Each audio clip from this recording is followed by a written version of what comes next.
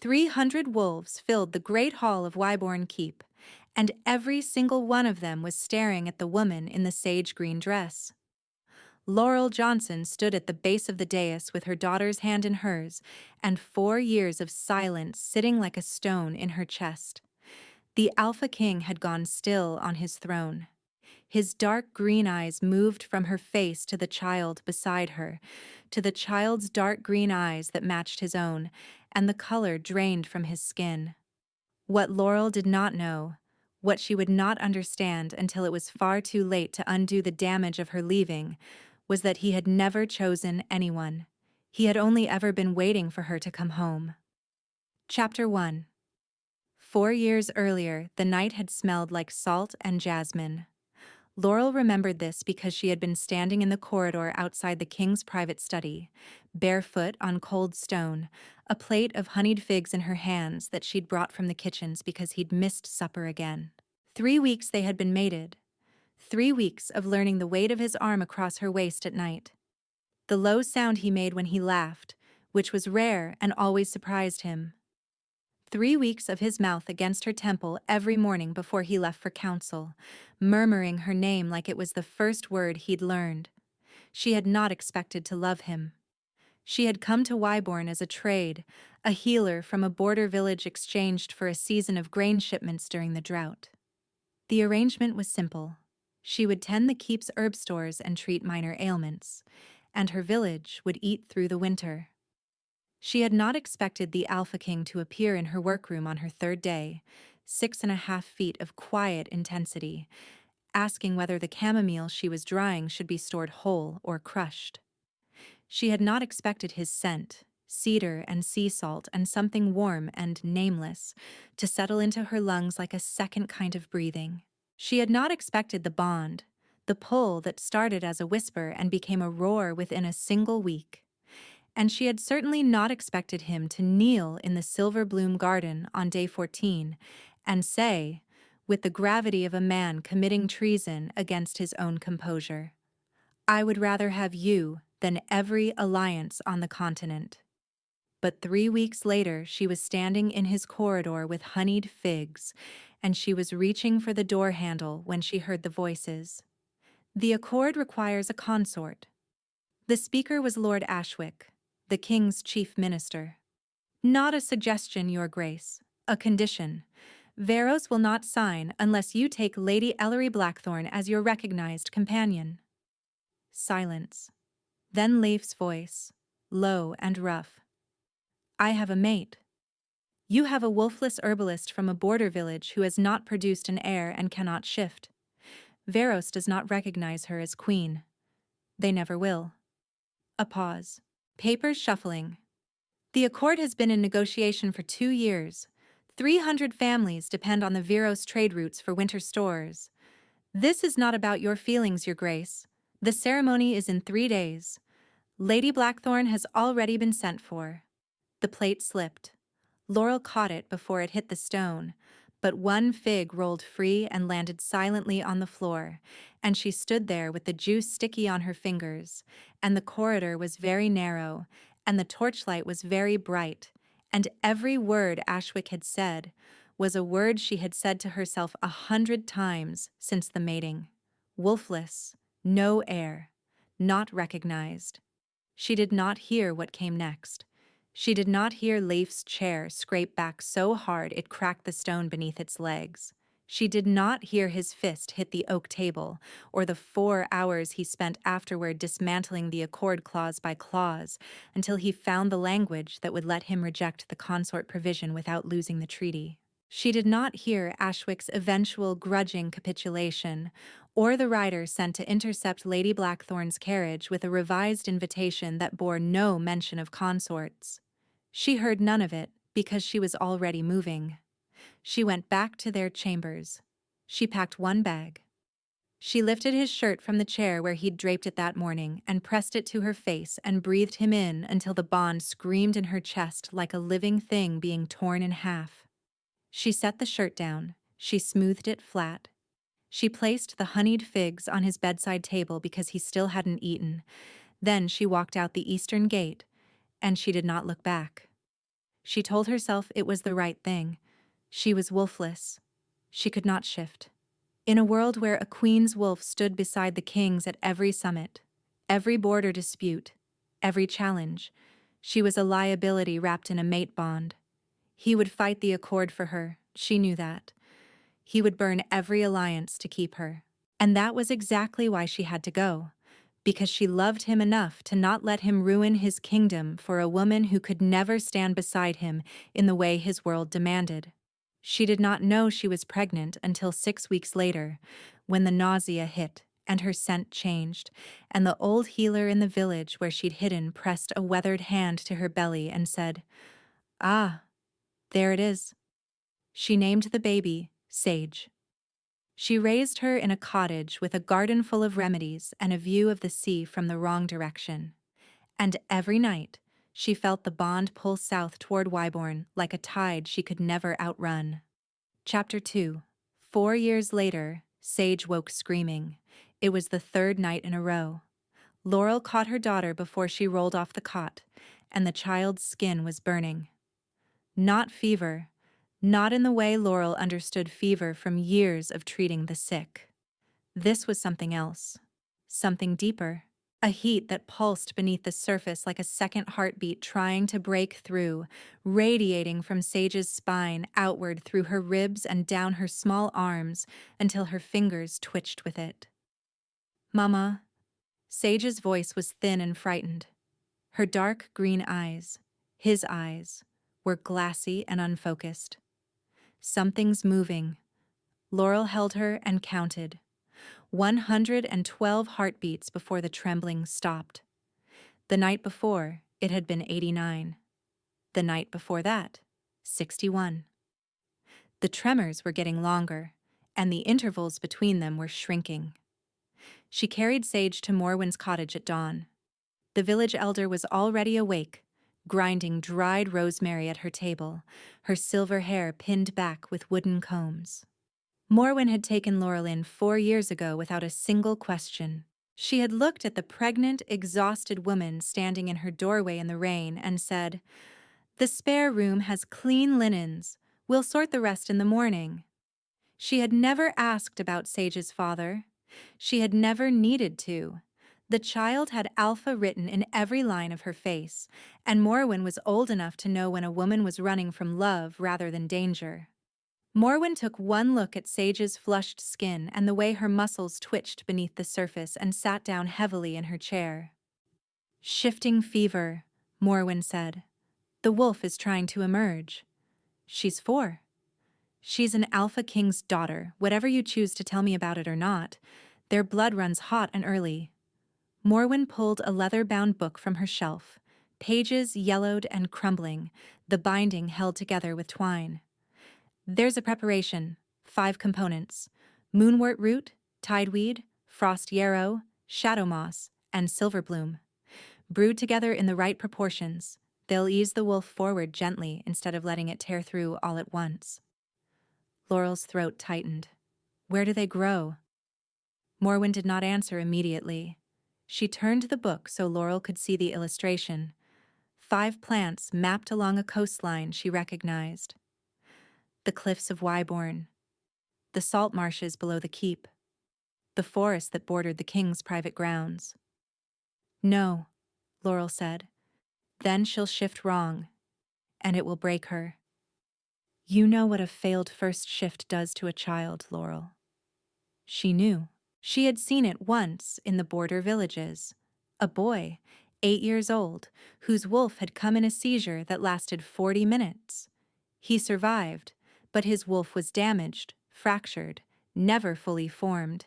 He spent the rest of his life caught between shapes, neither human nor wolf, in constant low-grade pain that no healer could touch. She had tried. She had been the healer who tried. She looked at Sage, sleeping now on Morwen's daybed, small and impossibly warm, her dark curls damp against her forehead. His curls, his jaw, already, his stubbornness in the way she crossed her arms when she was angry, and his silences when she was thinking, and his eyes every time she looked up. "How long do I have?" A week, maybe 10 days. After that, the fever sets, and there's no slowing it. Laurel packed 2 bags that afternoon, one for her, one for Sage. She braided her light brown curls away from her face and fastened her leather apron over her sage linen dress and clasped the forest green cloak at her throat with the copper leaf pin Morwen had given her on her first winter. Morwen stood in the doorway of the cottage and watched her go. She did not say be careful or come back safe. She said, "Tell him," and Laurel pretended not to hear. She had not been back to Wyborn in 4 years. She had not spoken his name out loud in 3. She took her daughter's hand and started walking south. The journey took 3 days. They slept in hedgerows the first night and a farmer's barn the second. Sage curled against Laurel's chest, the child's fever rising and falling like the breath of something restless beneath her skin.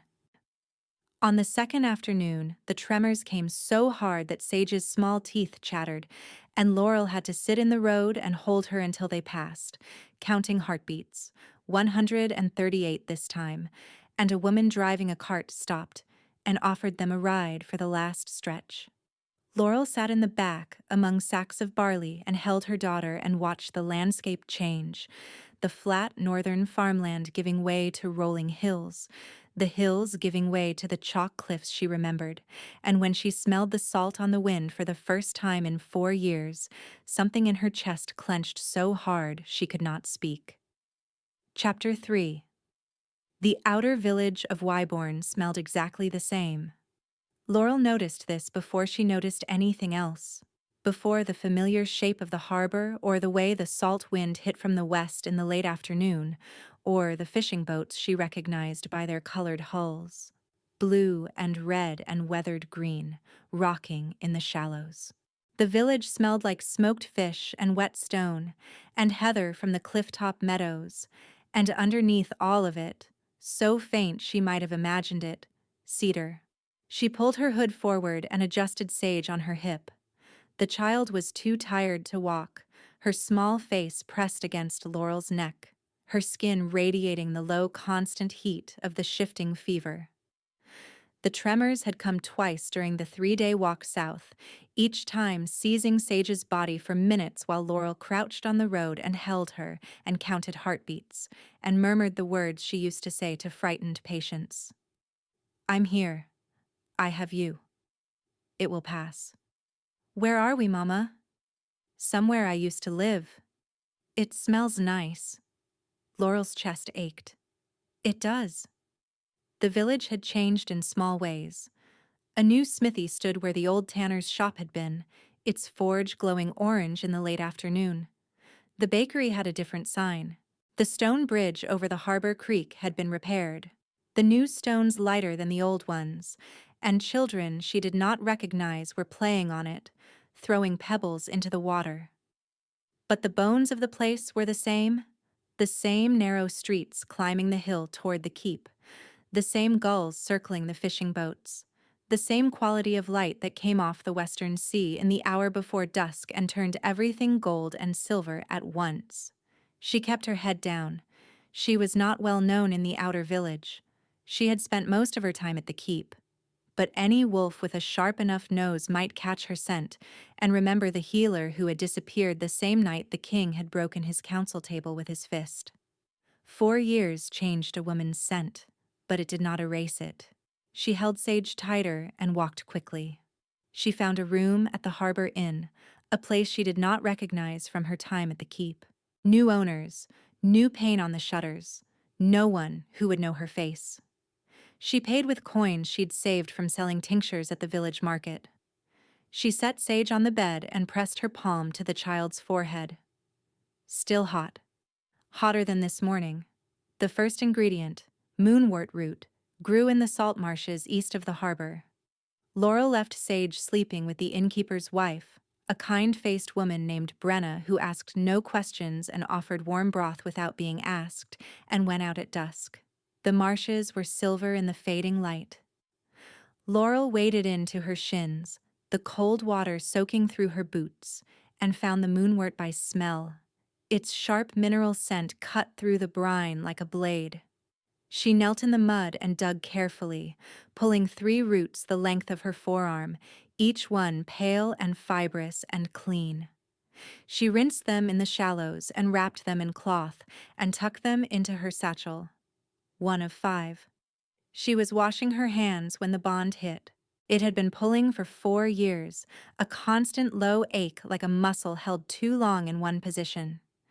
She had learned to live with it, the way a person learns to live with a scar, by ignoring it until ignoring it became a reflex, and the reflex became a kind of numbness. But now, with the distance closed to miles instead of days, the pull became a wave. It rose from her sternum and crashed through her body, and she gasped, her hands going flat against the wet sand, her vision blurring, her lungs forgetting how to work. He was close. He was somewhere in the keep above the cliffs, and the bond between them surged like a tide dragged by a moon that had been dark for years and was suddenly, terribly full. For one breathless moment she could feel him, not his thoughts, his presence, the shape of him in the dark, the weight of 4 years of searching, the hollow place in his chest where she used to be. She forced herself upright. She wiped her hands on her apron. She walked back to the inn on legs that shook, and she did not look up at the keep. Chapter 4. The second ingredient, tideweed, grew on the rocks below the keep's western wall. Laurel went at low tide the next morning, leaving Sage with Brenna again. The child had slept badly, whimpering and twitching, her skin flickering with heat like embers stirred beneath ash. 72 hours, maybe less, if the fever kept accelerating.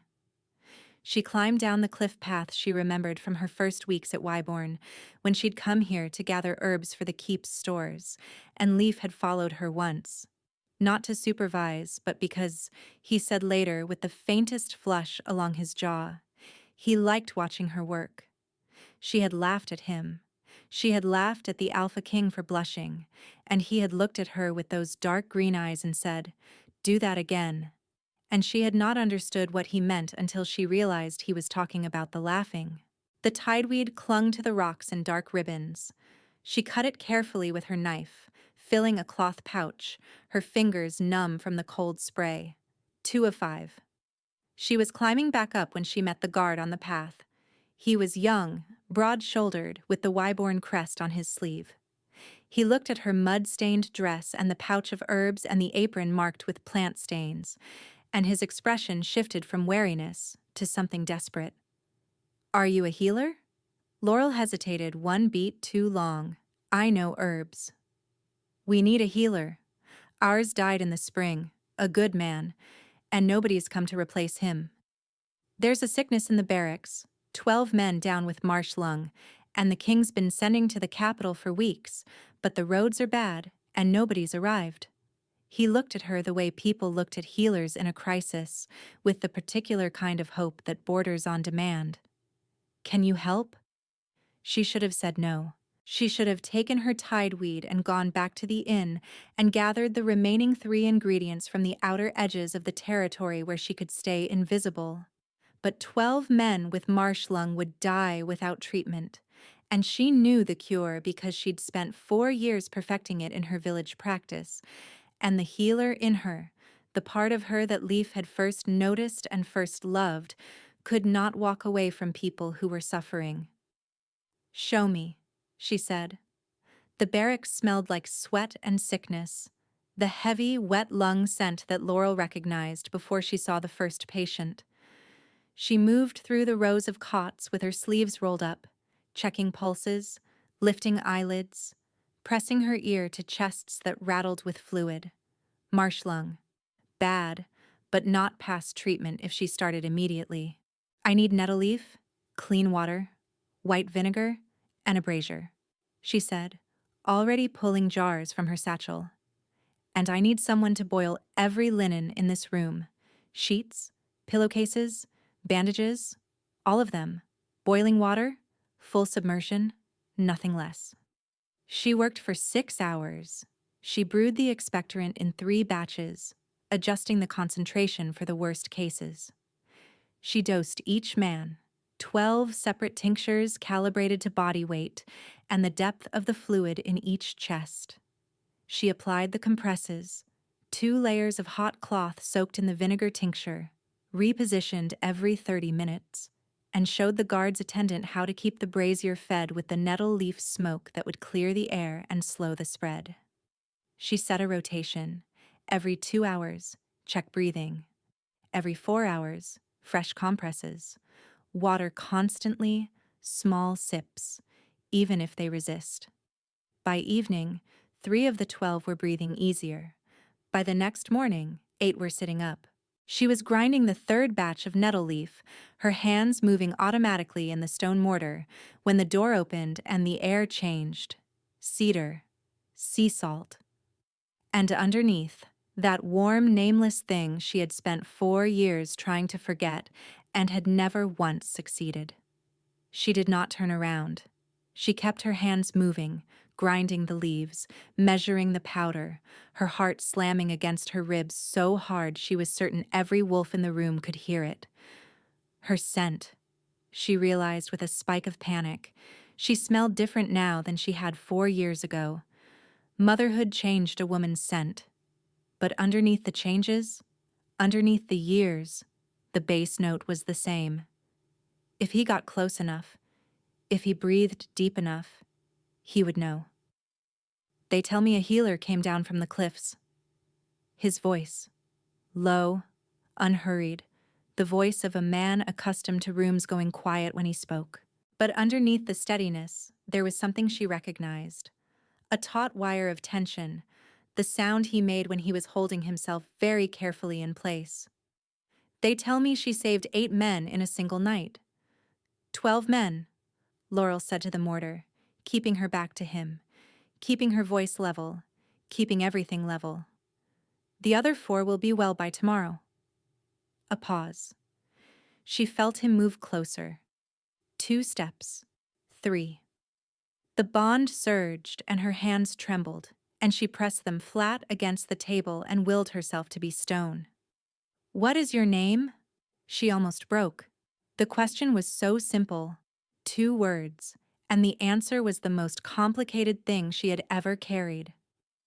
She thought of Sage at the inn, feverish and waiting. She thought of the 3 ingredients she still needed. She thought of the way he'd said her name in the dark. Every night for 3 weeks, like a prayer offered to something he was afraid would disappear. "Wren," she said. The name came from nowhere. "I'm a traveling healer. I'll stay until the men recover, and then I'll move on." He was quiet for a long time. She could hear him breathing. She could feel him the way she felt the tide through the walls of the keep, constant and close and inescapable. "Thank you, Wren," he said finally, and then he left, and she let out a breath that felt like it had been lodged in her chest for 4 years. Chapter 5. She gathered the 3rd ingredient, frosty arrow, from the forest above the keep on her 2nd evening. The plant grew in patches beneath the oldest oaks, its white flowers glowing faintly in the dusk. She picked it quickly, filling her pouch, always listening for footsteps on the path, always aware of the pull in her chest that told her exactly where he was. 3 of 5, 2 more. During the days she worked in the barracks and then beyond it, all 12 men recovered. Word spread through the keep that the traveling healer had hands like no one they'd seen, steady and certain and accompanied by a knowledge of plants that seemed almost instinctive, and soon others came. A kitchen worker with a burn on her forearm that had scabbed wrong and wouldn't close. A stable hand with a broken finger that had been set badly 3 weeks ago and was healing crooked. An old woman from the village with a cough that had lasted all winter and a distrust of healers that lasted longer until Laurel sat with her for an hour and listened to her talk about her dead husband before she ever touched a jar. Laurel treated them all. She could not help it. This was what she was, what she had always been, the thing that made her valuable even without a wolf. Her hands knew the work, and the work steadied her. When she was grinding herbs or setting bones or brewing the tinctures that smelled like rosemary and thyme and home, she could almost forget that she was 50 yards from the man she had left without a word. She could not forget for long. On the second morning, she arrived at the barracks to find a wooden box outside the door. Inside, arranged with care, were 12 glass vials, a copper measuring spoon, a bundle of fresh nettle leaf still damp with dew, and a mortar and pestle carved from dark stone, the kind she had always preferred, because the rough grain held the herbs better during grinding. There was no note. When she asked the guard who had left it, he said only, "The king's orders," and would not say more. She used the mortar that day to grind the nettle leaf for the last round of compresses. The stone was warm in her hands, weighted perfectly, and when she pressed the pestle into the bowl and heard the familiar sound of leaves breaking down, she had to stop and close her eyes, because the gift was so precisely what she needed that it could only have come from someone who had watched her work and understood what she was missing. He never mentioned it. When he came to the barracks that afternoon and saw her using the new mortar, his eyes passed over it without pause, as if it had always been there. She wanted to thank him. She wanted to say, "You remembered the kind I prefer." Instead, she kept grinding, and he kept not mentioning it, and the gift sat between them, unclaimed.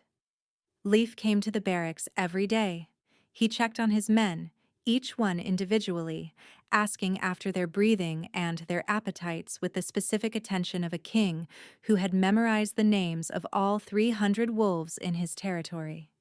He asked her questions about the treatments, specific questions, the kind that told her he had been reading about marsh-lung on his own, probably in the keep's library at midnight, and understood the mechanics of what she was doing well enough to ask the right follow-ups.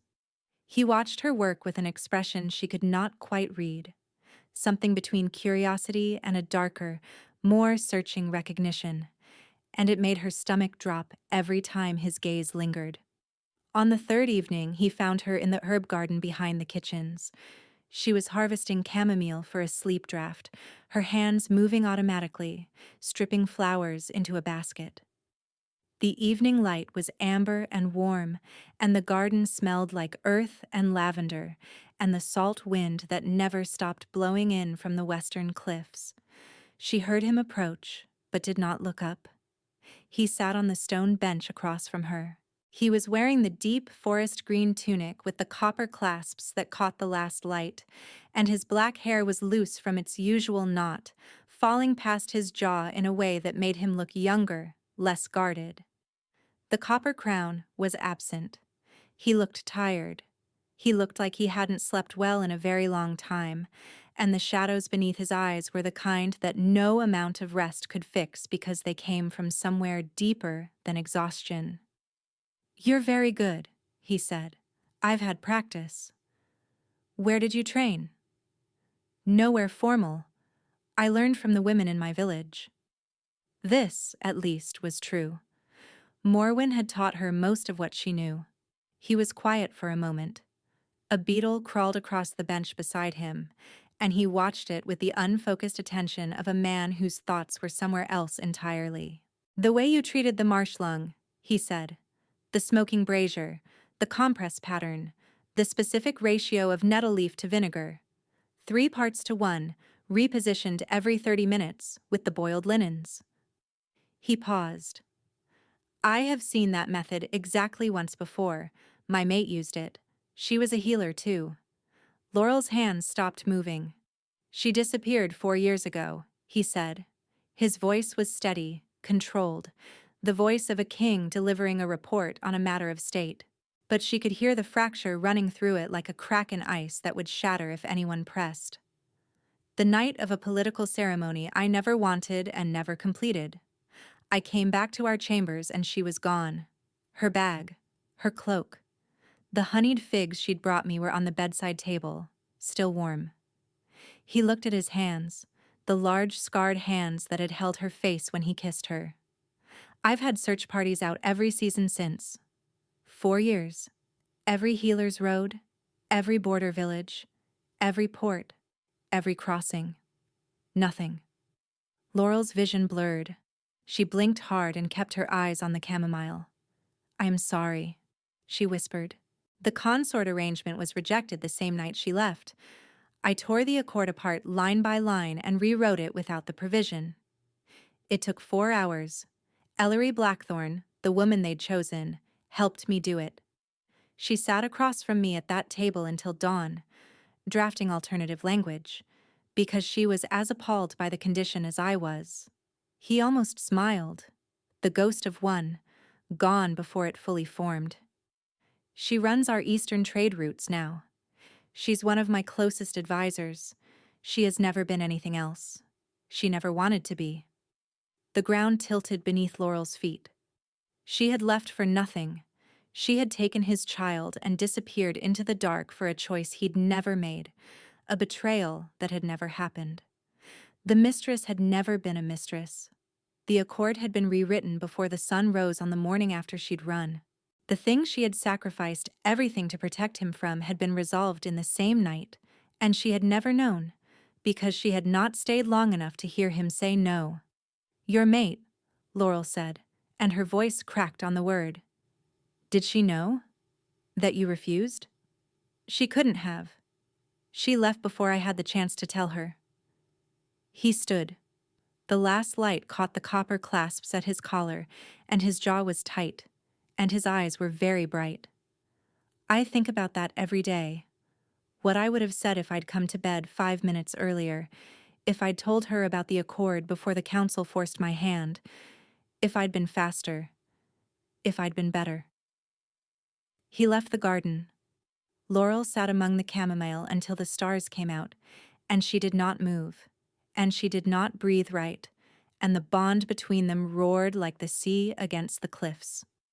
Chapter 6. She went to the inn that night and held Sage until the child stopped trembling. The fever was worse.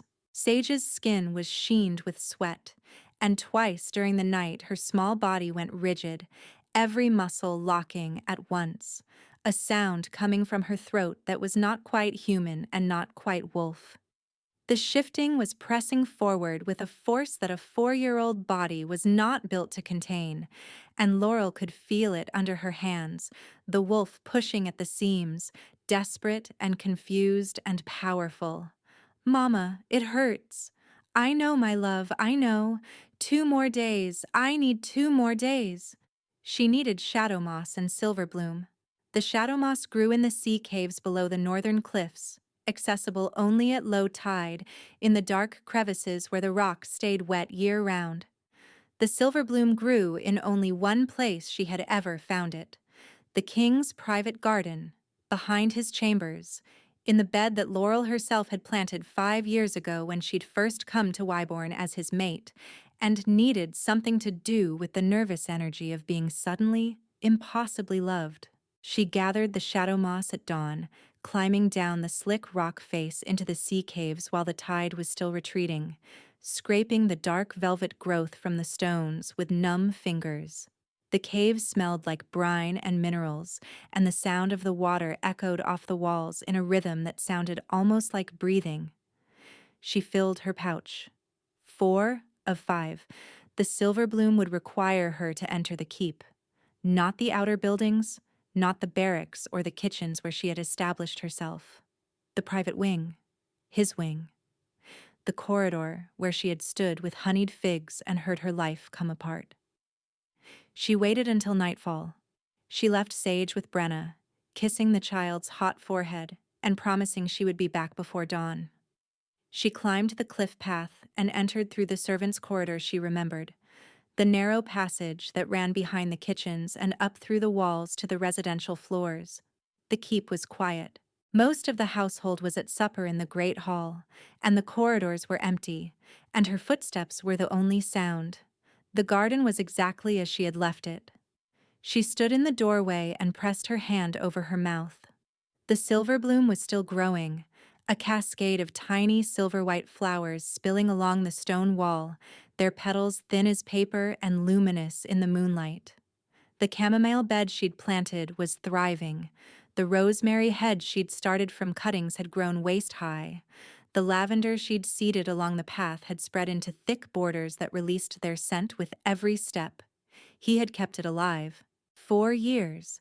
And someone. And she knew it was him, because no gardener would have maintained the exact arrangement she'd designed. The specific spacing, the particular combination of medicinal and ornamental that only another healer would understand. Someone had been watering her garden, tending her plants, maintaining the bed she'd built with her own hands. She knelt beside the silverbloom and cut what she needed, her hands shaking so badly she nicked her thumb with the knife. Blood welled up, dark in the moonlight. She pressed the cut against her dress and kept working. I thought I was dreaming. She froze. He was standing in the doorway behind her. He was in his shirt sleeves, the cream linen loose at the collar, and his feet were bare against the stone, and his black hair was down, and he was looking at her with an expression that dismantled every wall she had built in 4 years. "The scent has been driving me mad for days," he said. His voice was low and rough and not entirely steady. "In the barracks, in the garden, on the cliff path. I wake up in the middle of the night and the corridor smells like her. And I tell myself it's the garden. It's the silverbloom. It's my mind playing the same trick it's been playing for 4 years. But it's not the garden." He took one step forward. "It's you." Laurel stood. She was still holding the silverbloom in her bleeding hand, and the moonlight was on her face, and her hood was down, and there was nowhere left to hide. "It's you," he said again. Not a question. His voice broke on the second word. A clean break. The sound of something held too carefully for too long finally giving way. "Leaf." He crossed the garden in 3 strides and stopped a foot away from her. His chest was heaving. His scent hit her like a wall. Cedar and salt, and that warm thing she had never been able to name. And the bond between them, the tide that had pulled for 4 years across hundreds of miles of distance, slammed together so hard that both of them staggered. 4 years. His voice was barely controlled. She could see his hands trembling at his sides, the fists he was making and unmaking, the effort it was costing him to not reach for her. 4 years, Laurel. I thought you were dead. I thought someone had taken you. I searched every road, every village, every healer's route on the continent. I sent wolves to the northern reaches and the eastern deserts and the southern ports. I did not sleep for the first 3 months. I did not eat for the first 2 weeks. I sat in this garden and I watered your silverbloom, and I told myself that if you were alive, the bond would tell me, and it did. It told me every single day that you were out there somewhere, and you never came back." Tears ran down her face. She did not wipe them. "Why?" The word was so quiet it barely existed. "I heard the accord," she said. "I heard Ashwick tell you that Veros demanded a consort. I heard him say I wasn't enough, that I couldn't shift, couldn't produce an heir, couldn't stand beside you." Her voice was shaking. And I believed him. I believed every word, because I had believed it about myself my whole life. That I was less. That being wolfless made me a burden. That loving you would only hold you back from being the king you were supposed to be. He closed his eyes. A sound came from his chest that was not a word and not quite a breath. Something raw and involuntary, the sound of a wound reopening. "I was wrong," she said. "I know that now. I knew it the night I left, somewhere deep down where I couldn't reach. But I was so afraid, Leif. I was so afraid that if I stayed, you would choose me over your kingdom, and I couldn't be the reason you lost everything you'd built." "You were everything," he said. His eyes opened, and they were bright, and his voice was wrecked. "You were the kingdom.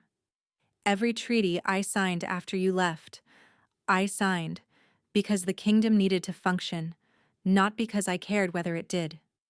The alliances held because they had to. I did not. Leaf. Do you know what I did the first morning? I sat on the bed and I looked at the figs you'd left and I thought, she brought me figs because I missed supper. And she left. And the figs are still warm. And she left. He exhaled. I ate them. I sat on our bed and I ate every single fig because they were the last thing your hands had touched, and I could taste you on them. And then I went to the council room and I tore the Veros Accord into pieces, and Ashwick told me I was destroying a 2-year negotiation, and I told him I would destroy the entire kingdom if it meant she had no reason to leave. Stop, she whispered. You asked why I never stopped searching. That is why. Because the woman I loved left honeyed figs on my nightstand to make sure I ate, and then she walked into the dark. And I never got to tell her that I had already chosen, that there was nothing to choose between, because she was the only thing. She pressed her hand to his chest. Through the linen, his heart was pounding, hard and fast, the rhythm of a man who had been holding himself together through discipline alone and was running out of it. The bond hummed between her palm and his skin, warm and enormous, 4 years of silence breaking open like a dam.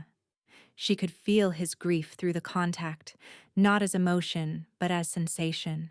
A weight, a pressure, the physical shape of absence. She had done this to him. She had taken his future and his child and called it love. There's more, she said. There's something else I need to tell you. He opened his eyes fully and looked at her, and she could see him bracing, the way a man braces for a blow he knows is coming. Not here. Not tonight. She pulled her hand back, and the 6 inches of distance between them felt like an ocean. Tomorrow, in the great hall, in front of everyone, I owe you that. I owe them that. Laurel, please, let me do this right. Let me do one thing in this entire story right. He looked at her for a long time. Then he reached out and touched the copper bangle on her wrist, his thumb running across the metal, and said nothing. And the touch said everything. Chapter 7. She brewed the preparation at dawn. 5 ingredients in a copper pot over a low flame in the inn's kitchen while Brenna kept watch at the door. Moonwort root, tideweed, frost yarrow, shadow moss, and silverbloom. The proportions had to be exact. 3 parts moonwort to 2 parts tideweed. 1 part of each of the others, simmered until the liquid turned the color of pale honey and smelled like the sea and the forest and the garden all at once. Morwen's book had been precise, and Laurel followed every step with the careful hands of a woman who had spent 4 years turning precision into a substitute for everything she could not control. Sage sat on the kitchen table, her small legs swinging, watching her mother work. The fever was high, her cheeks flushed, but the tremors had paused for the moment, as if the wolf inside her was holding its breath. What's that smell? Medicine? It smells like the ocean. It did. It smelled like Wyborn distilled into liquid, the salt caves and the oak forest and the silverbloom garden. And Laurel wondered if the child could sense it, the way wolves sensed home in a scent before they knew the word for it. She strained the preparation through cheesecloth and poured it into a cup and held it to her daughter's lips. Drink all of it, every drop. Sage made a face, but drank. Within minutes, the tension in her small body eased. The trembling stopped. The heat beneath her skin settled from a boil to a simmer, and for the first time in a week, Sage's eyes focused clearly, bright and green and sharp. Mama, I feel better. Good. Laurel smoothed her daughter's dark curls back from her forehead, curls that were exactly the texture and weight of his. There's someone I need you to meet today. Who? Laurel looked at her daughter. 4 years old, dark curls, dark green eyes, a jaw that was already squaring into something stubborn and certain. She looked so much like him that some mornings it was like being punched in the chest. Your father. Sage considered this with the gravity of a child who had learned early that important information required careful processing. She folded her arms, his gesture, and tilted her head. I don't have a father. You do. I just haven't told you about him yet. Why? Because I was afraid. Because I was wrong. Because I thought leaving was love, and it was only cowardice dressed up as sacrifice.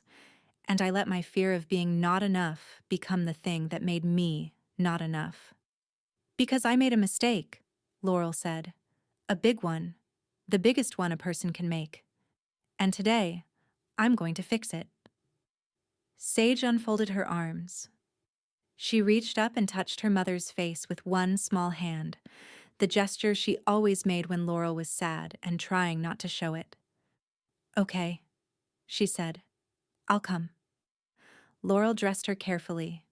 She washed the fever sweat from Sage's skin and combed the tangles from her dark curls and buttoned the clean dress Brenna had found. A simple thing, dark blue wool with a round collar, slightly too large. Sage stood still for all of it with the patient gravity of a child who understood that this was important, even if she did not yet understand why. Laurel knelt in front of her and straightened the collar. If you're scared, she said, you can hold my hand. You can hold it the whole time. Are you scared, Mama? She thought about lying. She looked at her daughter's green eyes, his green eyes, and decided that she had told enough lies for one lifetime. Yes, she said, very scared. Sage took her hand. Then I'll hold yours.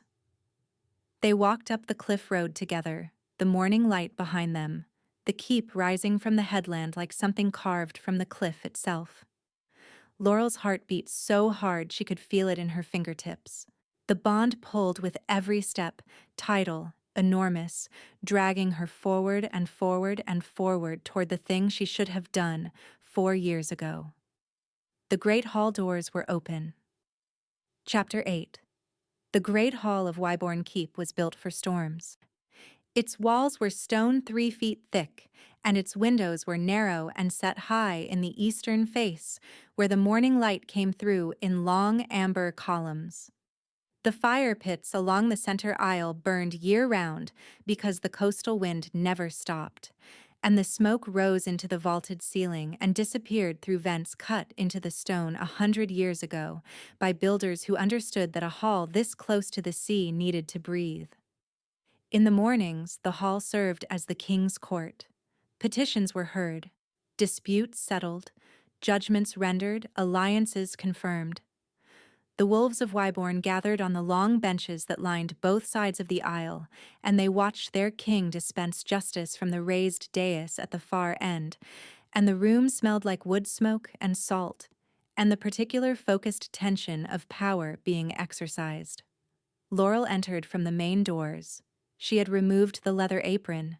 She wore the sage linen dress and the forest green cloak, and the copper bangle on her wrist, and her light brown curls were loose around her shoulders, the way he had always liked them. Sage walked beside her, small and solemn in a clean dress Brenna had pressed that morning, one hand gripping the fabric of her mother's skirt. The hall went quiet, not gradually. All at once, the way a room goes quiet when something significant crosses the threshold. 300 conversations dying in the space of a single breath. Leif sat on the dais in his forest green tunic, the copper crown on his brow, and when he saw her, his hands went still on the arms of his chair. His eyes moved to the child's eyes. His face changed. Ellery Blackthorn stood to his left, a tall woman in practical dark wool, her posture that of someone accustomed to standing beside power without needing to claim it. Laurel had imagined this woman 1,000 times, had built her into a villain in the stories she told herself to justify running, had given her cruelty and ambition, and a beauty designed to make Laurel feel small. The real Ellery was sharp-featured and calm, and when she saw Laurel, her expression moved through surprise into recognition, and then into something that looked like relief. Laurel walked the length of the hall. Every step echoed on the stone floor. She could feel the wolves watching, could feel their curiosity and confusion, and the low vibration of attention that moved through a pack when something was about to change permanently. She did not look at any of them. She looked at the man on the dais, and he looked at the child, and the child looked straight ahead with the determined focus of a girl who had decided to be brave. She stopped at the base of the dais. "My name is Laurel Johnson," she said, and her voice carried to every corner of the stone hall, clear and steady and loud enough to reach the last bench. "I was mated to the Alpha King 4 years ago. I left the night of the Veros Accord because I believed I was not enough. I believed being wolfless made me unworthy of standing beside him. I believed that leaving would protect his kingdom and his future, and I was wrong about all of it. And I have spent 4 years living with the consequences of that mistake." The silence was total. Not a bench creaked, not a fire popped. "I have carried a secret for those 4 years that belongs to this hall, and to this king, and to every wolf in this territory." She looked down at Sage. She looked at her daughter's dark green eyes, and she saw Leaf in them, steady and certain, and she saw the future she had almost destroyed. She lifted her chin and looked at him. "This is Sage. She is 4 years old. She has your eyes and your stubbornness and your jaw, and as of this morning, your wolf. She is yours." Laurel's voice broke, and she let it. She let the hall hear it. Let 300 wolves hear the sound of a woman who had run out of places to hide. "She has always been yours, and I am sorry, with everything in me, for every day I kept her from you." The hall erupted. 300 voices at once, shock and disbelief, and outrage from some and something that sounded like joy from others. And Laurel stood in the center of it with her hand on her daughter's head and waited for judgment. Leif stood from the throne. He descended the dais steps. 1, 2, 3. His face was still, the mask of a king who had spent 4 years teaching himself to survive without the one thing he wanted. And Laurel braced herself for his anger, for the public rejection she deserved, for the justice of a man who had been lied to by the person he loved most. He knelt, not in front of Laurel, in front of Sage. He knelt on the stone floor of his great hall with 300 wolves watching, and he looked at the small girl who was looking back at him with his own green eyes, and his composure came apart so quietly that only Laurel, standing close enough to hear him breathe, could see it happen. "Hello," he said. His voice was rough and raw. Sage studied him with the same careful gravity she brought to everything important. She looked at his eyes, then at her mother, then back at him. She reached out one small hand and touched the copper crown on his head with the tip of her finger. "You're tall," she said. Something between a laugh and a sob came out of him.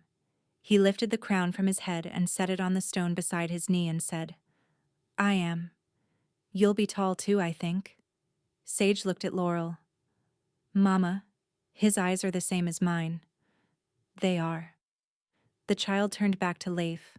She was quiet for a moment, processing, the way she always processed, arms folded, head tilted, the full weight of her 4-year-old assessment brought to bear. Then she unfolded her arms and stepped forward and put them around his neck. And Leif Wyborn, Alpha King of the Western Territories, gathered his daughter against his chest and held her like she was made of something precious and breakable and infinitely worth the wait. And he closed his eyes, and the great hall watched their king bow his head over a child he had not known existed. And the silence that fell this time was not shock. It was witness.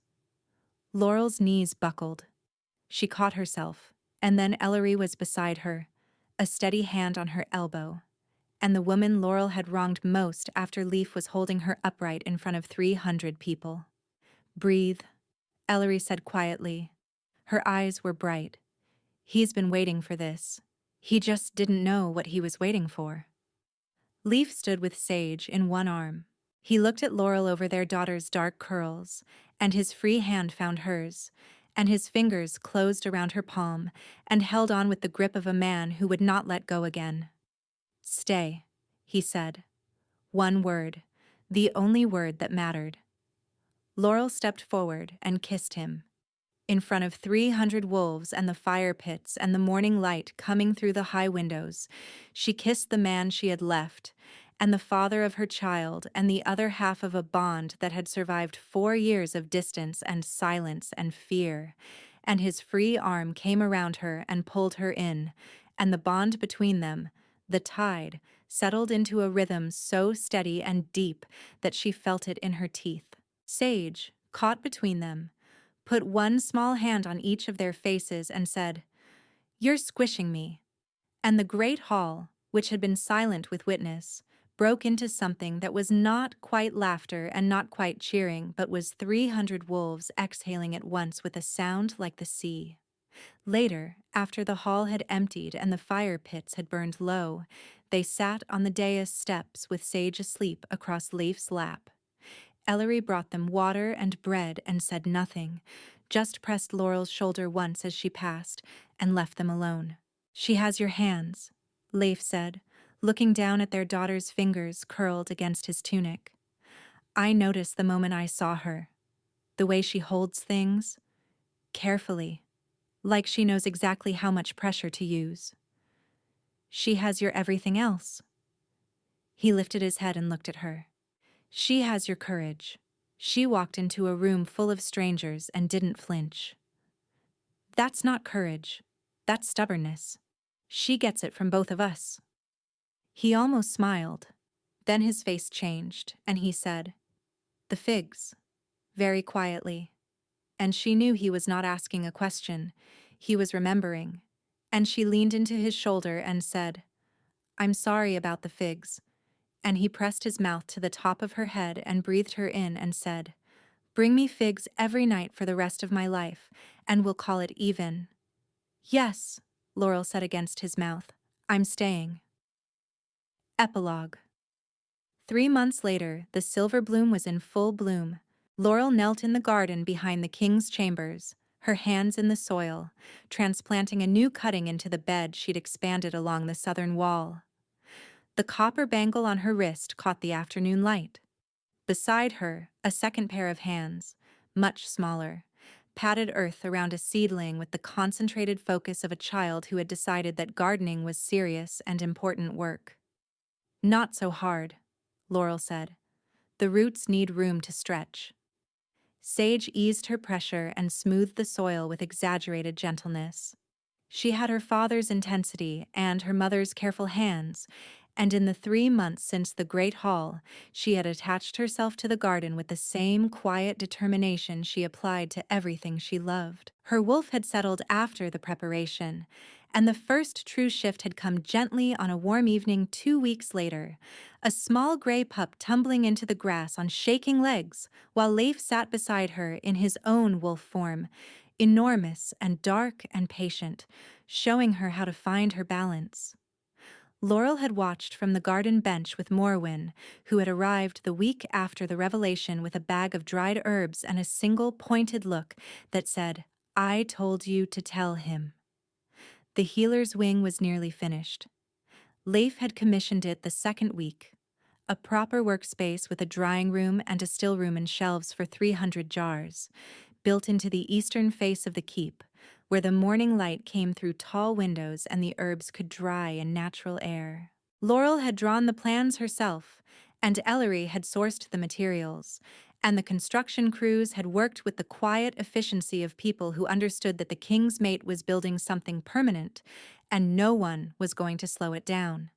Patients came from the outer villages now, arriving at the keep's gate with ailments and injuries that had gone untreated for the year without a healer, and Laurel saw each one, and the work filled her days the way it always had, the way it was supposed to, except now she did it with his scent on her skin and their daughter playing in the garden outside the window.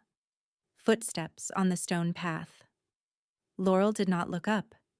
She knew the weight of that step, the rhythm of it, the way it slowed when he reached the garden gate because he always paused there, just for a moment to look at them before they noticed. She let him look. Leif crouched beside them. He was in shirt sleeves, the cream linen, sleeves rolled to the elbows, dirt under his fingernails from the new herb beds he'd been building along the eastern wall, because Laurel had mentioned once, just once, that she needed more space for the winter remedies, and he had started digging the next morning without saying a word. Ellery wants to know if the healer's wing will be ready by autumn, he said. Tell Ellery it will be ready by midsummer if she stops sending committees to inspect the construction every third day.